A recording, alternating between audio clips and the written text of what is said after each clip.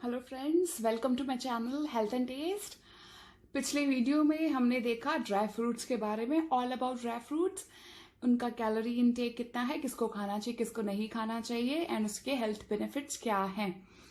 इस वीडियो में मैं आपके लिए लेकर के आई हूँ tridosha, vata pitta kapha, which is the centre of the Ayurveda. Indian Ayurveda 5000 साल पुरानी थ्योरी है। हम आज त्रिदोषास की थ्योरी को समझेंगे। हम ये समझेंगे कि हमारा बॉडी टाइप कौन सा है, वात पित्त कफ, इन तीनों में से हमारी बॉडी में ज्यादा कौन सी प्रकृति है, और वात पित्त कफ के बारे में हम A to Z इंफॉर्मेशन आज समझेंगे। दोस्तों, ये वीडियो एंड तक देखें। इस वीडियो के एंड में आपको ये समझ में आ जाएगा कि कौन से एज ग्रुप को क्या खाना चाहिए, कितना खाना चाहिए और वो क्यों है ऐसा। हम आयुर्वेद के बारे में भी समझेंगे। दोस्तों, आज हम देखते हैं कि वात पित्त कफ के एलिमेंट्स क्या है और उनके डाइट प्लान क्या होने चाहिए और कौन सी एज ग्रुप में कौन सी प्रकृति का ज्यादा इफेक्ट होता है। तो दोस्तों, आगे बढ़ते हैं। Just watch. समझते हैं त्रिदोषास को। दोषों के नाम है वात पित्त और कफ। वात पित्त और कफ, इनमें से कोई ना कोई दो चीजें हर किसी की बॉडी में कम या ज्यादा मात्रा में होती जरूर हैं। वात का बैलेंस बिगड़ता है तो आपको वात दोष है ये बोला जाएगा। पित्त का बैलेंस बिगड़ता है तो आपको पित्त दोष है ये कहा जाएगा। कफ का बैलेंस बिगड़ता है आपके शरीर में तो आपको कफ है ये कहा जाएगा। हम समझेंगे कि वात का हमारी बॉडी में क्या महत्व है, पित्त का हमारी बॉडी में क्या महत्व है और कफ का हमारी बॉडी में क्या रोल है या फिर क्या महत्व है। त्रिदोषास हैं क्या? आयुर्वेद का हीलिंग साइंस 5000 साल पुराना ये थ्योरी है। आयुर्वेद इन तीनों दोषों को ही सेंटर में लेकर के, मूल कारण इन तीनों दोषों को ही लेकर के आगे की मेडिसिन या फिर जो भी ट्रीटमेंट होता है वो फर्दर करते हैं।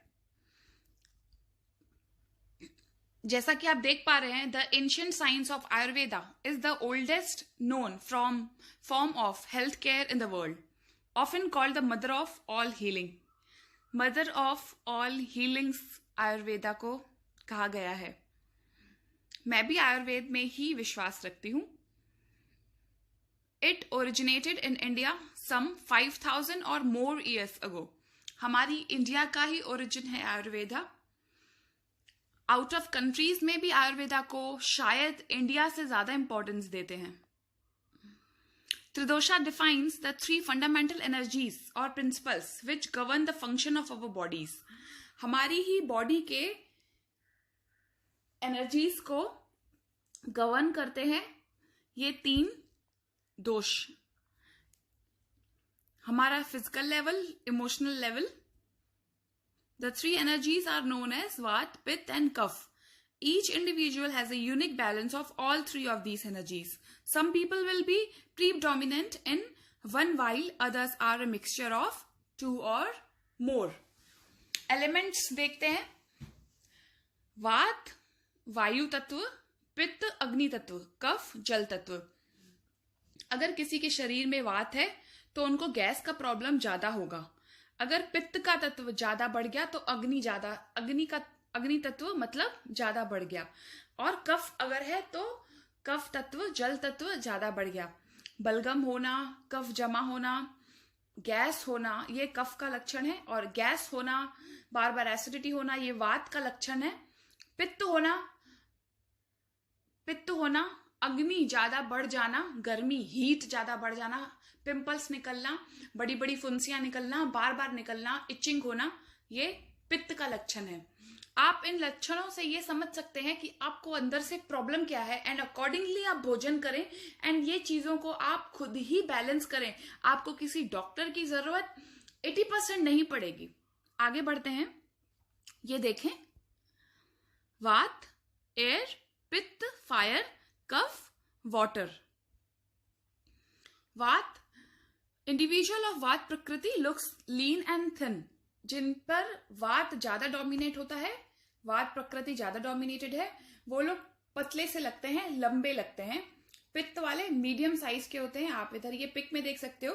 पित्त वाले मीडियम साइज के होते हैं, और जिन्हें कफ ज्यादा जो कफ प्रकृति के हैं लोग, वो हेल्दी और इम्यून सिस्टम बहुत ही अच्छा उनका होता है, स्टेमिना बहुत ही अच्छा होता है। थोड़ा सा हम अभी यहां पर देखते हैं कि कौन से सीजन में कौन सी चीज का ज्यादा प्रकोप बनता है। कफ का, अगर कफ को हम देखें ठंडी में, तो कफ मीडियम है। समर में कफ लोगों को बहुत ही कम होता है, गर्मी का टाइम होता है, अग्नि ज्यादा होती है, और अग्नि गर्मी ज्यादा होती है, तो ये कफ जो है इतना बैलेंस हो जाता है कि बहुत ही कम हो जाता है।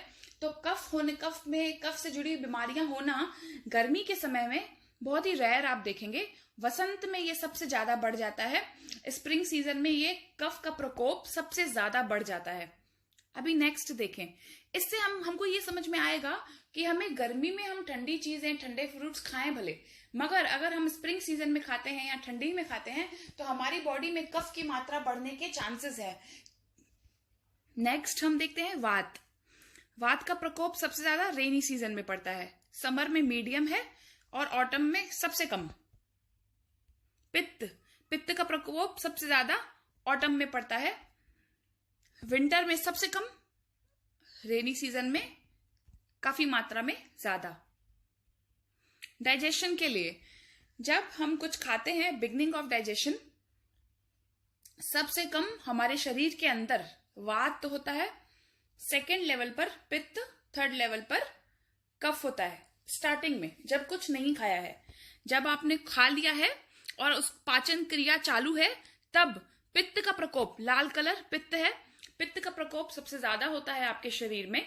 और जब डाइजेशन हो गया है, पित्त का प्रकोप जो कि अग्नि है वो कम हो जाता है, सबसे ज्यादा वायु। जब हम बोलते हैं कि डाइजेस्ट हो गया है, खाना खा लिया है, गैस बढ़ती जाएगी, गैस हो जाएगी पेट में, ज्यादा देर तक खाली पेट ना रहे, उसका मतलब यही होता है कि आपके शरीर में वात प्रकृति ज्यादा बढ़ जाएगी। इससे आपको गैस से जुड़ी हुई प्रॉब्लम्स हो सकती हैं। तीनों चीजों का बैलेंस रखना, जल, कफ का, पित्त का और वात का बैलेंस रखना हमारे शरीर के लिए हमारी जिम्मेदारी है। अगर हम इनका बैलेंस अच्छे से रख पा रहे हैं, सिर्फ खट्टा खट्टा ना खाएं, खुजली होगी, सिर्फ मिठाई मीठा ना खाएं, और सिर्फ बादी चीजें ना खाएं, बेसन, मैदा आपको वायु तत्व, आपका वात ज्यादा बढ़ाता है। इर्रेगुलर तरीके से खाना, अभी खाया फिर सीधा रात को खाया, फिर जब मन पड़े जो मन पड़े खाया, ये वात को बढ़ाएगा। आगे देखते हैं, दिन में कौन से समय कौन सी प्रकृति का ज्यादा प्रकोप होता है। मॉर्निंग के समय में देखें, वात बहुत ही कम, पित्त मीडियम, कफ ज्यादा। सुबह सुबह ठंडी, जल का कारक है कफ, देखें तो। नून यानी कि दोपहर में हम क्या बोलते हैं, आपको जो भी खाना है 5 बजे से पहले खा लें, 5 बजे के बाद खाना नहीं खाना चाहिए। क्यों? क्योंकि इवनिंग में पित्त का प्रकोप बहुत ही कम होता है, सबसे ज्यादा वात का प्रकोप होता है। तो अच्छी चीजें खाना, लाइट चीजें खाना, जो इजीली डाइजेस्ट हो वो चीजें खाना आपकी हेल्थ के लिए अच्छा है। उसकी थ्योरी आज आप समझ रहे हैं। यहाँ पर हमने सुना तो बहुत बार है कि शाम के बाद नहीं खाना चाहिए, या फिर आपको सुबह सुबह अच्छा नाश्ता करना चाहिए। क्यों?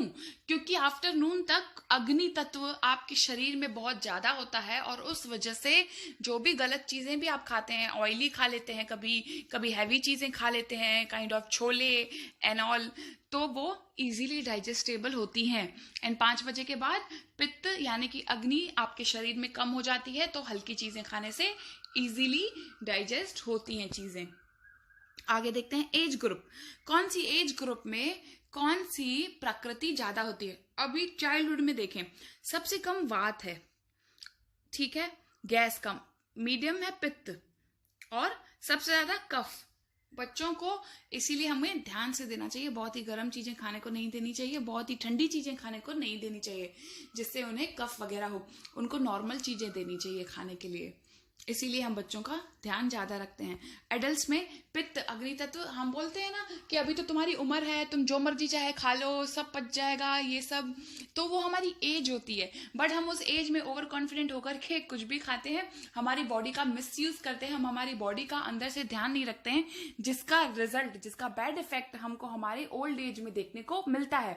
अगर आपकी जो एज आज है, अगर आज ही से अगर आप समझ लेते हैं कि आपके लिए क्या खाना सही है, क्या खाना गलत है, अगर आप ऐसा करते हैं और ये नियमों को फॉलो करते हैं, तो आगे चल के आपको कोई प्रॉब्लम नहीं होगी। This is 100% true. Old age में वात सबसे ज्यादा बढ़ जाता है, पित्त लो हो जाता है बच्चों के जैसा, एंड कफ कम हो जाता है। बूढ़ों का भी ध्यान रखना जरूरी है, बच्चों का भी ध्यान रखना जरूरी है खाने पीने का। Examples for the role of Tridosha in biology. Vata is located in Asti, Pitta is located in Sveda and Rakta. हमारी बॉडी में जो भी ब्लड सर्कुलेशन है, जो भी हीट वाली चीजें हैं, उनको कौन फंक्शन करता है? पित्त प्रकृति उस काम में आती है। वात regulates respiratory functions, food intake. वात हमारी रेस्पिरेटरी फंक्शंस को, हमारे फूड इनटेक को रेगुलेट करता है। कफ हमको इम्यूनिटी देता है, हमको ताकत प्रोवाइड करता है।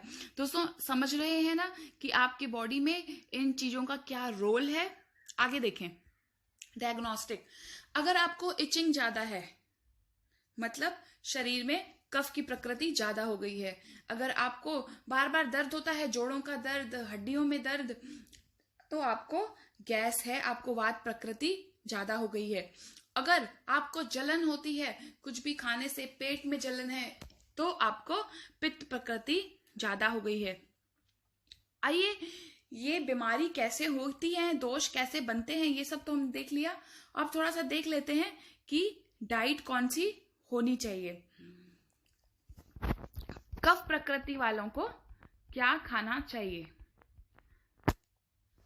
खुद को गर्म रखने की कोशिश करें, ड्राई खाना खाएं, क्योंकि ऑलरेडी जल तत्व है कफ का, और थोड़ा कड़वा खाएं, आपके लिए अच्छा होगा। Warm and dry food recipes are most beneficial, जैसा कि अदरक हो गई, लहसुन हो गई, गरम मसाले हो गए, ऑर्गेनिक चीजें खाएं, ऑर्गेनिक स्पाइसेस खाएं। कफ पीपल शुड अवॉइड स्वीट, इन्हें मीठा कम खाना चाहिए, हैवी नहीं खाना चाहिए, ऑयली नहीं खाना चाहिए।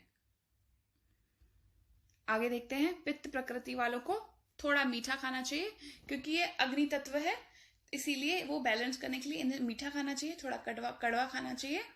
Astringent food they should consume. Balancing pitta requires consuming foods that counteract the fire element and the tendency to overheat. Sweet, bitter and astringent foods should be consumed. Fruits खाने चाहिए, सैलड्स खाने चाहिए, अग्नि को लेवल में लाने के लिए। पित्त प्रकृति वालों को वेजिटेबल्स तो खाने ही चाहिए। आगे देखते हैं, वात प्रकृति वालों को क्या खाना चाहिए? मीठा, खट्टा, सॉल्टी, गरम। गरम से मतलब ये नहीं कि आपने गरम गरम खाना खा लिया, तासीर से मतलब है गरम का। ठंडे से मतलब है ठंडी तासीर, जिस तरह से फ्रूट्स की तासीर ठंडक पहुंचाती है शरीर को, और अदरक की तासीर गरम है। हम तासीर की बात यहाँ पर कर रहे हैं, तो वात प्रकृति वालों के लिए भी गरम तासीर वाले खाने अच्छे हैं। दोस्तों आज के लिए इतना ही। मैं उम्मीद करती हूँ कि आपको समझ में आया होगा कि त्रिदोषास हैं क्या, हम किस तरह से खुद की बॉडी को समझ सकते हैं कि हमारी बॉडी टाइप क्या है, और अकॉर्डिंगली अगर हम खाना खाते हैं, टाइमिंग्स का ध्यान रखते हैं, तो हमेशा ही हम खुद को 80% बीमारियों से बचा सकते हैं, क्योंकि मेन कारण imbalance of tridoshas in the body होता है। हमारी बॉडी में ये 3 दोष इम्बैलेंस्ड हुए, इसीलिए हमको प्रॉब्लम्स होती हैं। आपके माइंड को स्ट्रांग रखें एंड बैलेंस्ड डाइट खाएं। आज के लिए इतना ही। अगली वीडियो में मैं एक और आयुर्वेद से जुड़ा हुआ टॉपिक आप सभी के लिए लेकर के आऊंगी। अभी के लिए धन्यवाद।